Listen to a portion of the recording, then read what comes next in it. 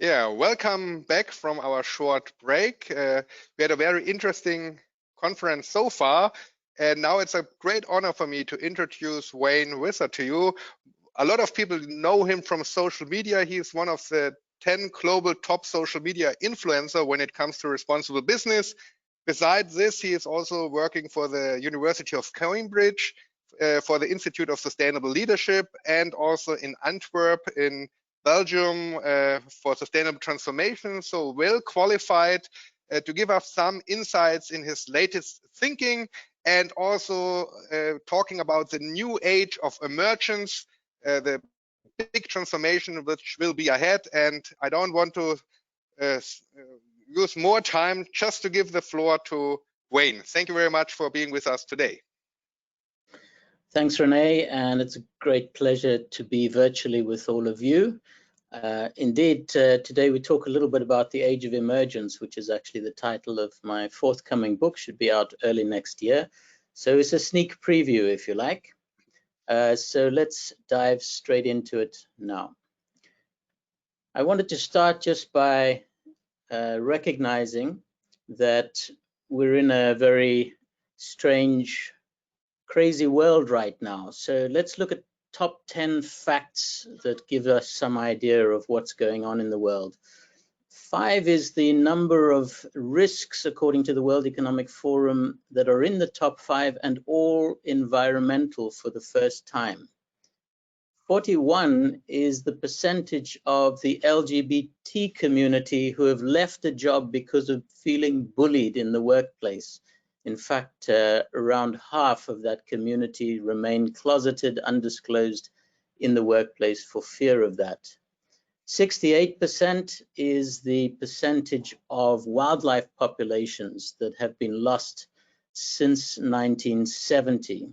And 40% of all insect species are in decline and could die out.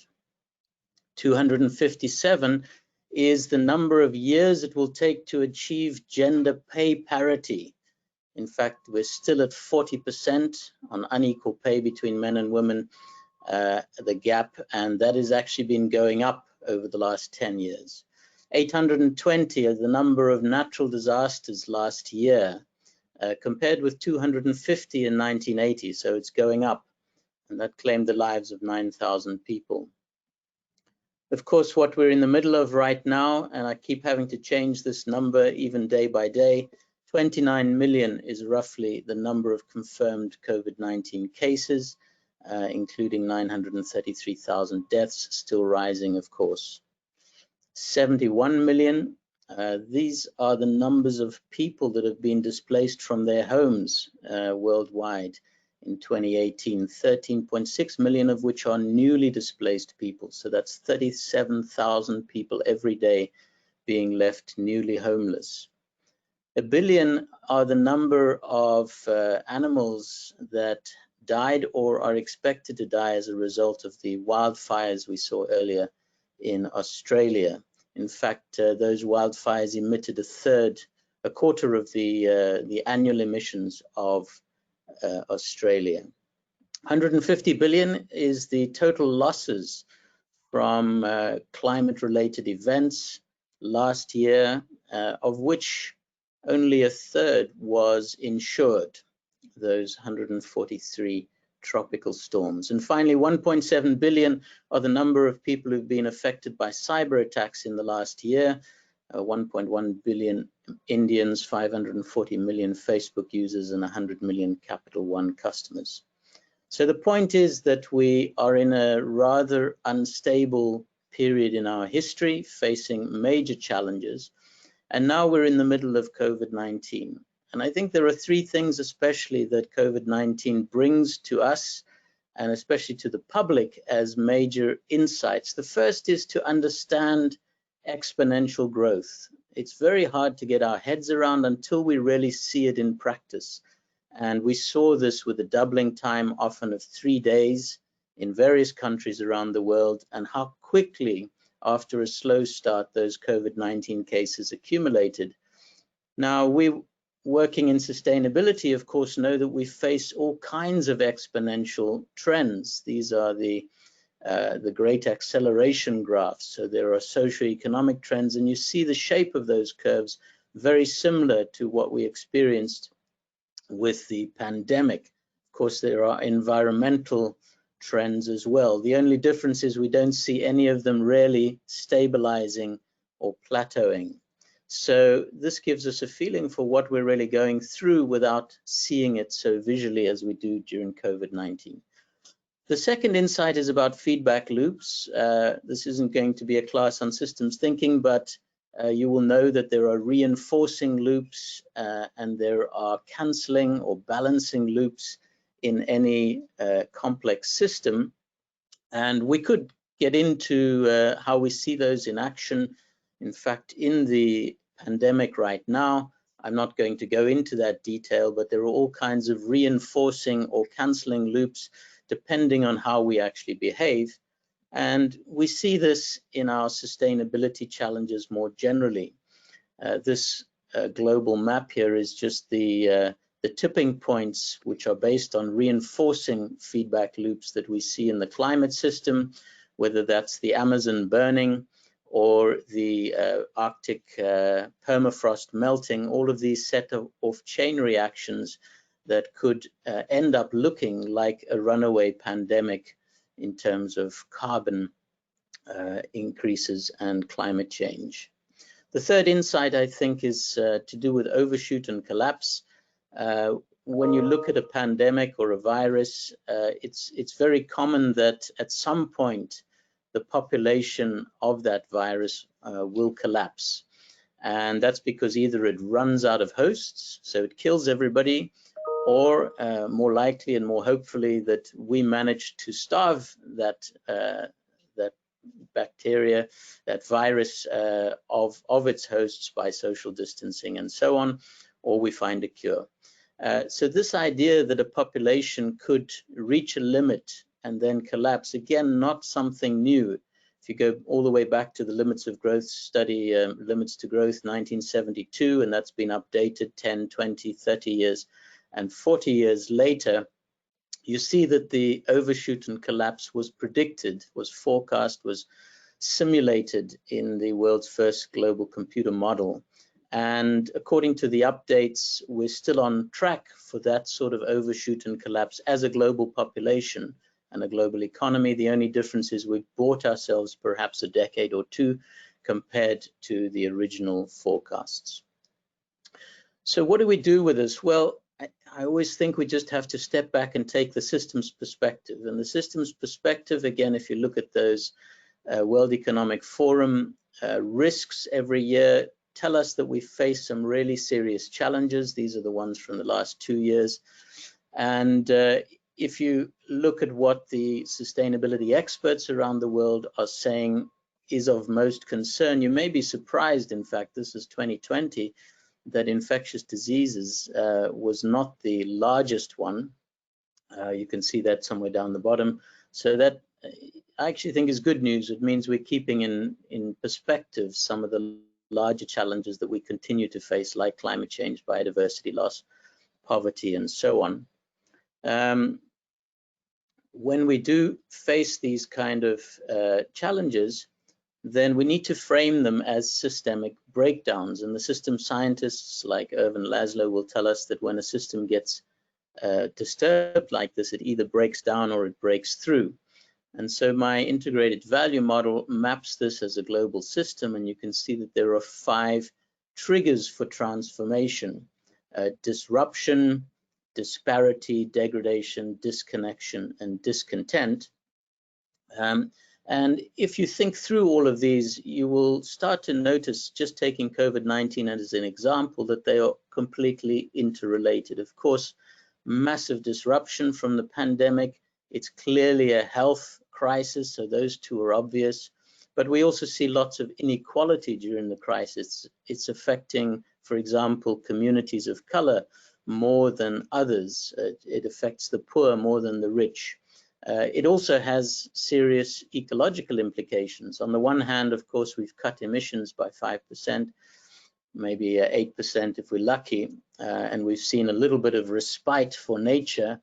But on the other hand, we've now got a huge throwaway of plastic through protective equipment and masks and so on. So a lot of waste also going on. And of course, many of the responses as well are to do with technology. How is business doing in responding to these breakdowns? Well, again, according to the GlobeScan survey each year, the private sector is third from the bottom in terms of how well as an institution it's responded to sustainable development since 1992. So not doing too well. We have been trying as a business community for a long time, and there's been an evolution from CSR in the 1970s, stakeholders and environment coming onto the agenda in the 80s, corporate governance and the triple bottom line in the 90s, accountability and climate change in the 2000s, and a real debate emerging in the 2010s on value creation, where I think we're heading into now in the 2020s is a focus on integration and emergence. What do we mean by integration? Well, if you look again at the GlobeScan survey, we're really talking about integrating at every level of the business. Sustainability needs to be in the core business model, in the strategy, in the targets, in the values and purpose, the reporting, the products and services, and so on. I have a method that I work with companies like Johnson & Johnson to implement this integrated value, 7 steps. It's not something we have time to go into today, but that's about rethinking the patterns, realigning partners, renewing principles, redefining purpose, reassessing performance, redesigning products, and reshaping the policy playing fields. What I want to talk a little bit more about today is what do we mean by emergence? This is a systems thinking concept, it goes back to system science, and emergence is the ability of a system to produce behaviors or phenomena that are not evident at the level of its individual parts. So it's a process of spontaneous innovation in a highly complex, interconnected system. And if that sounds familiar, it's not surprising. It's probably the concept that you have in your head of synergy, the idea that the sum of the parts is greater than the individual parts. And if we start to apply this now to our model of systems breakdown, what I call the triggers for transformation, we see that for every area of breakdown, there are whole spheres of the economy that are dedicated to finding solutions and to coming up with breakthrough. So the resilience economy for disruption, the access economy with shared solutions for disparity, the circular economy with sustainable solutions for degradation, the smart digital economy for disconnection, and the well-being economy bringing satisfaction to tackle discontent. These are pathways of innovation. These are the breakthrough agendas that we're working with today. The important thing about this is to realize that this is a phenomenon of emergence. There is a process that I will go into in my book in a lot more detail, which we won't have time to go through today. But if you just think of it fairly simply, any creative process, it starts with exploration. You have to be out there making new encounters.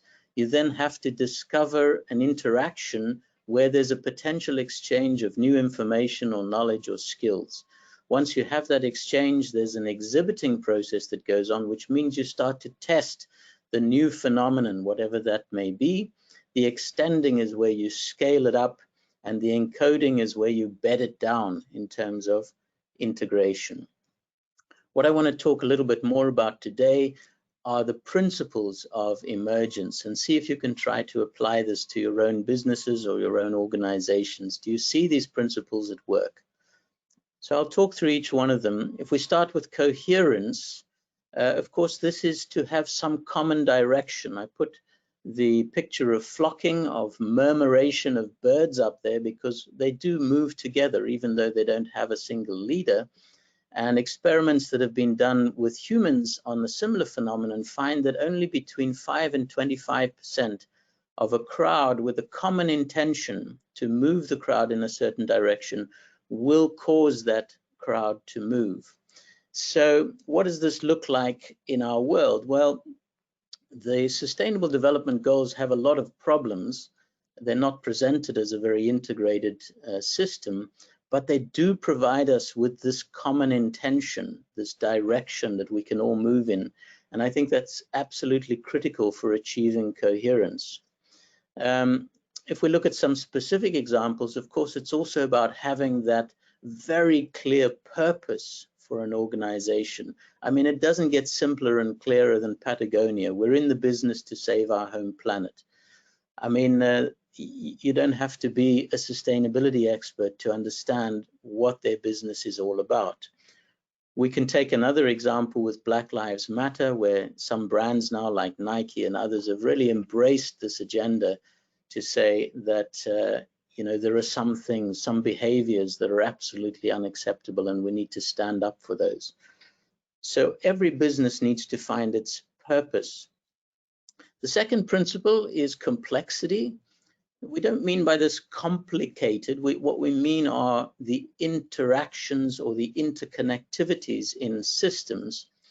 And so there are three insights here. The one is that small actions in a complex system can have big effects. Boyan Slat, with his ocean cleanup, became part of a movement that has really had a huge impact on plastic and the plastic strategy for Europe and other initiatives. Greta Thunberg, of course, with her climate strikes. Bunker Roy, you may or may not heard of, who started the Barefoot College in India, which is having a massive effect on poor communities around the world to empower especially women from rural areas to train them as solar engineers and in other areas. The second thing in complex systems is that the biggest effects are often non-local. So a bacteria discovered in Sakai in Japan at a recycling plant was discovered that is actually eating the plastic. And of course that could scale up to a solution globally. It's not only about where the cause was found. Yellowstone, they've discovered also a bacteria, in this case, a bacteria that can be used to produce plant-based alternatives or meat substitutes for vegans. And in New York, bacteria have been created or worked with in the lab to create biofabrication, so literally materials that are grown from bacteria. In all these cases, the effects of these discoveries will be non-local.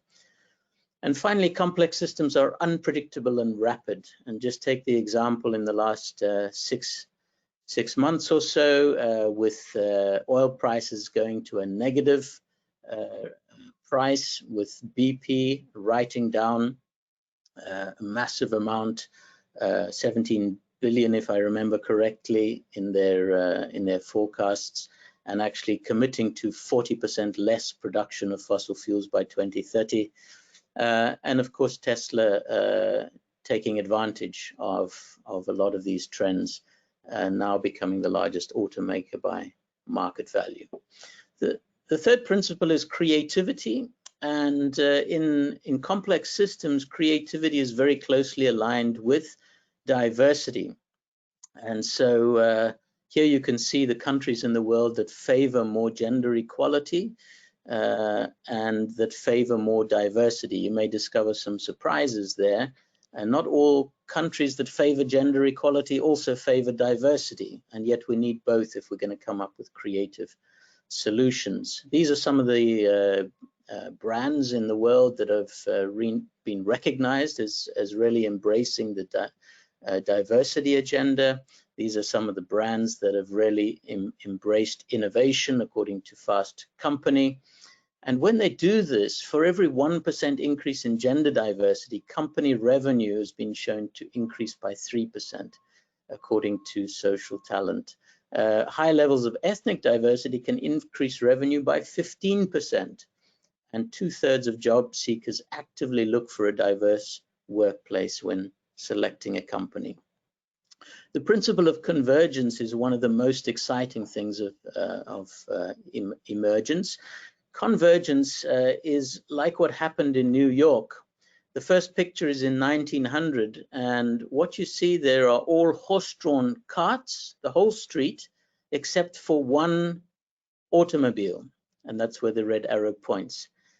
In simply 13 years, that street is transformed and there's only one horse-drawn cart, the rest are all automobiles. So when convergence of technologies and social trends happen, the change is much quicker than we expect. Today, we see this convergence happening in many different areas, but I highlight just here the falling prices of wind, solar, and batteries, and what that's doing for electric vehicles. This is going to happen much quicker than everybody thinks. It's linked, of course, to trends in artificial intelligence and automotive autonomous driving. The final principle is the principle of continuity. Every living system looks to replicate itself, to survive its own demise, if you like. We're not very good at that in business. So life expectancy on the S&P 500 used to be 90 years in 1935. It's down to 14 years today. And yet the benefits of having a long-term perspective have actually been quantified now by McKinsey. Long-term oriented companies have 36% more earnings, 47% more revenue, and 7 billion in market capitalization over the short-term oriented companies. In fact, the long-term companies added 12,000 more jobs on average than the short-term firms, and unlocked value over 15 years worth more than $1 trillion. And if this were to continue, those companies would unlock another 3 trillion by 2025. So I want to just leave you with another thought on emergence, and that's that in emergent systems, there is a lot of self-organization that happens. So although we think about leadership often as being a person at the top, if you study what happens in termite mounds, for example, there is no leader. And the queen, don't be fooled, the queen is not the leader, she just lays eggs. So there's a lot of complex activity going on in these systems. You see ants going out and foraging for food. They feed the queen. They actually farm underground with mushrooms. They take out their dead. There's a cemetery in the community. They have a trash area that they take out the trash. Of course, they defend the nest. All of this is happening with no leader. And this is very typical of emergent systems, of which we are a part. There are a couple of very simple rules to make emergence happen. One is that you need a critical scale, so you need people connected in large enough groups for something to emerge. You only need simple messages. In the case of the termite colony, there are only basically 10 signals that they use, mostly with pheromone trails, so you don't need very complex rules or languages. Random encounters are really important. You have to be out there looking for what is new, discovering new sources of food or attacks in the case of the termites. You have to be detecting patterns. The ants actually recognize how often they're meeting other ants that may come from a source of food or a source of attack, for example, and they adjust their behavior accordingly. And most important, all of the knowledge is local. You don't have to have the big picture. What you need to be doing is exchanging information in your own sphere of influence. That is enough for emergence to happen in the whole system. Now, leaders in the age of emergence invest in various things. We won't go into that, but they invest in culture, in communication, in catalysts, collaboration, and capacity. So I want to leave you before we open up for a few questions now with some thoughts, because in the end, we need to lead this emergence. And here's a little poem I wrote about leadership. I hope you like it. To lead or not to lead?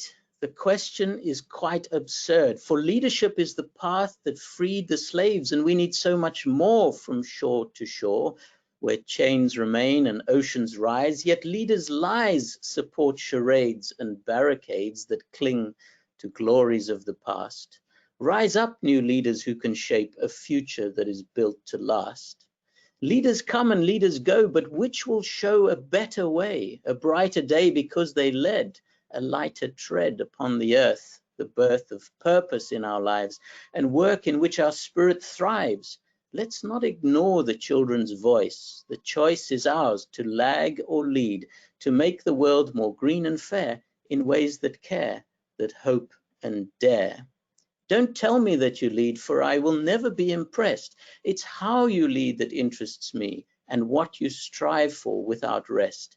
It's where your dreams are taking us, and who will thrive the best. It's why you lead that tells me more than all the feathers in your nest. To lead is nothing special, for to serve's the real test. To lead or not to lead, that is the wrong question, for in our hour of need, it's what to lead that matters more. The core of values and their strength, the door of possibilities, the planted seeds and fruits they bear. It's there true leadership resides, for tides are changing quickly now. It's not the who, it's where and how. Thank you. Renee will take some questions now. Yeah, thank you, Wayne. This was quite interesting, and also this piece of art you produced for our conference, I really like it. And this systemic view really brings things together which we discussed already. The question now which comes to my mind is, how do we bring this down to management, daily business decisions? So if you have to decide tomorrow in a company to change, to get to new markets, build new business models, where do I start from? Where do I implement, or how do I implement your principles? Yeah, thanks, Renee. I mean, there are some pretty simple steps. We didn't have time to go into them today, but it does start with things like going through that systems mapping process, really trying to understand how you are connected. Sometimes we can use the SDGs for that. So look at which are the SDGs that your business is connected to, and how are those SDGs connected to other ones.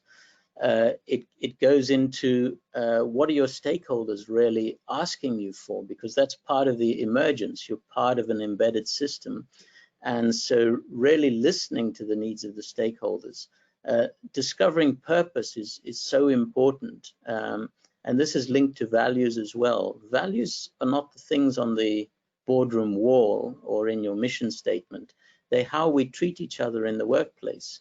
And so what is it that we are incentivized to do in the workplace? So a dialogue around values can be an important thing. And then, of course, tracking it through to those bold strategic goals. I often say the simple test for a company now today as to whether it's serious about sustainability is ambition and admission. Are they prepared to admit that things are not going well and that still business and industry is part of the problem? And are they prepared to be ambitious in their strategic goals? This, of course, needs to link through to science-based targets, not only for climate change, but for biodiversity and other things. But those are the kinds of things. And then, you know, really sitting with the R&D team, with the design teams, and looking at your portfolio of products and being honest, you know, how many of these are part of the solution and how many of these are part of the problem? It's what BASF calls the accelerators. Are you bringing things that will make that transition to a more sustainable, low carbon world possible? Time is like flying like always with you. It's so interesting listening to you. Maybe two last questions for 2 minutes for the last remark. One question is, we just discussed with Ed Freeman for a long time the trade-off, whether the trade-off is over, we should just go for other concepts. Do you see any trade-offs from a systemic perspective you developed? Are there trade-offs, or should we just deconstruct trade-offs and have a different point of view on the reality? That was the first question. And the second question, I will come later, or maybe I can tell it right now. In 5 years, if we have another conference like this, yeah, and the emergence happened, the emergence you were just describing, how would we as human beings feel differently? Can we feel this emergence? Yeah, does it make you more happy, or is it kind of relieving, or how do I feel it? Yeah, I mean, in terms of trade-offs, definitely there are always trade-offs, because a complex system is full of tensions. And so there are trade-offs and tensions between short-term and long-term, between different elements of the system, social elements, environmental elements. And so what we're looking for in integrated value is to look for the sweet spot. Where is it that you can achieve both smart and sustainable, or shared and secure, and so on? So that means it's not easy, and you have to constantly be wrestling with these trade-offs. The guidepost should really be, what is the social norm that is emerging? So we need to be looking to where the future will be and how society will be different in the future, and trying to get ahead of that curve to guide us on those tensions. In terms of whether the world will look different and feel different, I think it will, you know, because I'm already living through this, as I'm sure you are. I mean, 30 years ago when I started on sustainability, it was a pretty rare thing that the discussion was happening, but you really had to dig for it. Few companies, a couple of cases, pretty marginal and greenwashing oriented. And today already there's so much going on, so much innovation. So I think the difference will be that a lot of the breakthrough innovations that we're sharing today, frantically trying to keep up with, at least a few of them will have gone to scale in 5 years' time. And so we will be saying, wow, you know, I really see some hope here, because, for example, electric cars have really broken through, renewable energy has become standard, things like that, you know, ethics issues are higher up the agenda. So I think we won't feel that the journey's done for sure, but we will certainly feel like it's accelerating, that the solutions are accelerating even while the problems are accelerating as well. Thank you very much for sharing your ideas, for contributing to building a new mindset for the future, which is future fit.